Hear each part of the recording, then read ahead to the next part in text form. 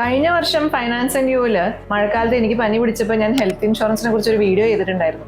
ഒരു വർഷം കഴിഞ്ഞിട്ടും ഇപ്പോഴും അത് എടുക്കാത്ത ഒരുപാട് പേരുണ്ട് എന്നുള്ളപ്പോൾ എനിക്ക് മനസ്സിലാവുന്നുണ്ട് കൺസൾട്ടേഷൻസിലൂടെ. അപ്പോൾ ഒരാളുടെ കഥയല്ല, നടന്ന സംഭവം പറയാം. അതായത് പുതിയ വീട് പണിതു, അപ്പൊ അതിന്റെ EMI കൊടുത്തോണ്ടിരിക്കുന്നുണ്ട്, മക്കളുടെ സ്കൂൾ ഫീസ്, അങ്ങനെയുള്ള മാസ ചെലവുകൾ പോയിക്കൊണ്ടിരിക്കുന്നതിനിടയിൽ ഹെൽത്ത് ഇൻഷുറൻസ് ഇപ്പൊ വേണ്ട, അതൊരു ചെലവല്ലേ എന്നും പറഞ്ഞിട്ട് എനിക്കിപ്പോ തൽക്കാലം എനിക്കോ മക്കൾക്കോ കുട്ടികൾ ആർക്കും വീട്ടിലെ അസുഖങ്ങളൊന്നുമില്ല, അപ്പൊ പിന്നെ മാറ്റിവെച്ചു. പെട്ടെന്ന് ഒരു കാര്യമായിട്ട് അസുഖം വന്നു, 3 ലക്ഷം രൂപ ഹോസ്പിറ്റൽ ബില്ല് വന്നു. അപ്പോൾ പ്രധാനമായിട്ട് മനസ്സിലാക്കേണ്ട ഒരു കാര്യം ഇതാണ്, ഹെൽത്ത് ഇൻഷുറൻസ് എന്ന് പറയുന്നത് നമുക്കും നമ്മുടെ കുടുംബത്തിനും വേണ്ടിയിട്ട് ഒരു കരുതലിന് വേണ്ടിയിട്ട് നമ്മൾ മാറ്റി വെക്കേണ്ട അത്യാവശ്യമായിട്ടുള്ള ഒരു കാര്യമാണ്. ഇതൊരു ചെലവാണല്ലോ എന്ന് കരുതി നിങ്ങളിത് നീട്ടി വെച്ചാൽ ഈ കൊടുക്കുന്ന പ്രീമിയത്തിനേക്കാൾ 10 മടങ്ങ് നിങ്ങൾ ഹോസ്പിറ്റൽ ബില്ല് എന്തെങ്കിലും ഒരു ദിവസം കൊടുക്കേണ്ടി വരും.